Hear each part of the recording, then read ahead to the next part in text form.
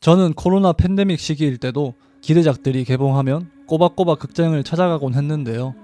당시 봤던 것 중에 생각나는 걸 꼽아보자면 테넷이나 듄 정도가 있습니다.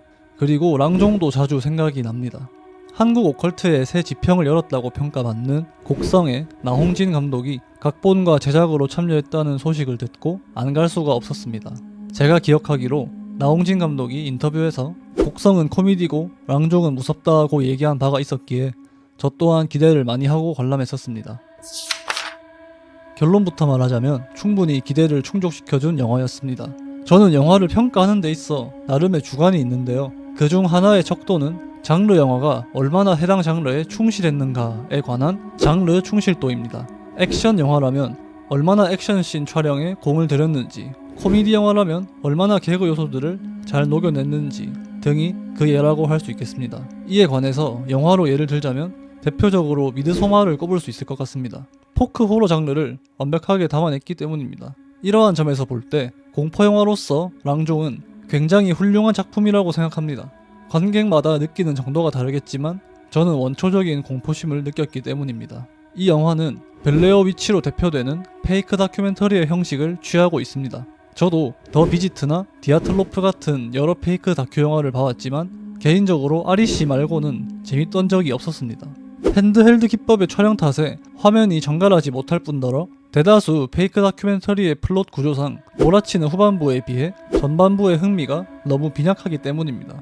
페이크 다큐 치고는 러닝타임이 긴 편에 속하는 랑종도 아니라고 하기는 어렵습니다만 폭발적인 후반부를 위한 전반부에서 중반부 빌드업 과정에서도 스산한 분위기와 이상현상 등이 꾸준히 텐션을 유지해준 덕분에 크게 지루하지 않았다고 생각합니다. 특히 영화의 후반부는 페이크 다큐멘터리이기에 가능한 연출을 보여주는데 현장감이 중요했던 랑종의 공장 테마씬에서는 이러한 점이 굉장히 유효하게 작용했다고 생각합니다. 국내에서 페이크 다큐가 분명히 인기가 없음에도 영화의 효과적인 연출을 위해 이와 같은 방식을 채택했음은 제작자로서의 나홍진의 뚝심을 확인할 수 있는 지점이었습니다.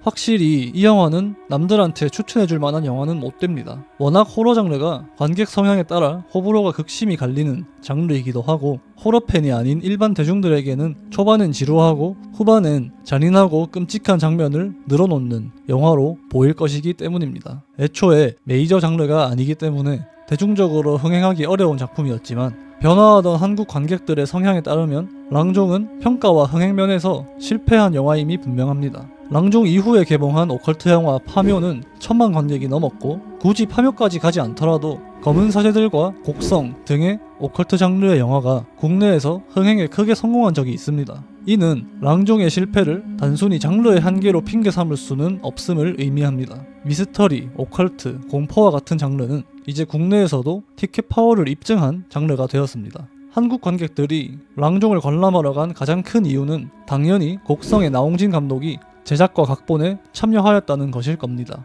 그런 곡성의 미스터리를 기대하고 관람했을 관객들이 실망할 여지는 충분히 있었다고 봅니다. 곡성만큼 유효한 스토리라인의 부재가 가장 큰 이유라고 생각합니다. 랑종은 장면마다의 연출에는 신경 썼으나 비교적 스토리텔링이 빈약하지 않았나 싶습니다. 또한 아무래도 정서가 다르다 보니 공감과 이입이 되지 않은 것도 평가와 흥행 실패에 한몫했다고 생각합니다. 요약하자면 랑종은 웰메이드 공포영화지만 평소 페이크 다큐멘터리나 공포영화에 익숙하지 않은 관객들은 관람이 힘들 것이고 자연스레 졸작이라고 생각할 것 같습니다.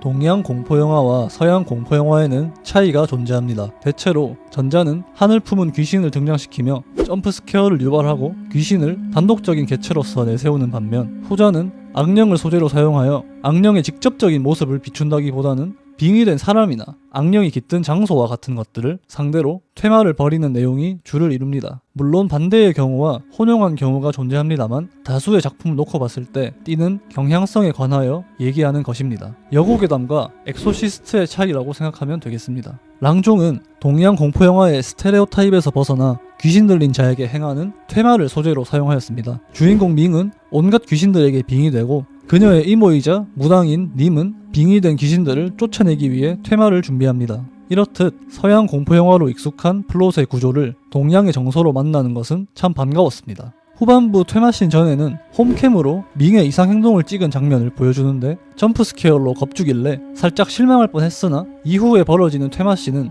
순수 공포 그 자체였습니다. 동남아 지역에서 벌어지는 어딘가에 홀린 자라는 소재와 페이크 다큐멘터리라는 점에서 가렛 에반스 감독의 VHS2 세 번째 에피소드 안전한 피난처가 많이 연상되기도 했습니다. 고어적인 연출과 음습한 배경이 참 많이도 닮아 있다고 생각합니다. 밍크라는 후속작을 준비 중인 것으로 아는데 이 또한 기대가 됩니다. 오늘 준비한 영상은 여기까지입니다. 감사합니다.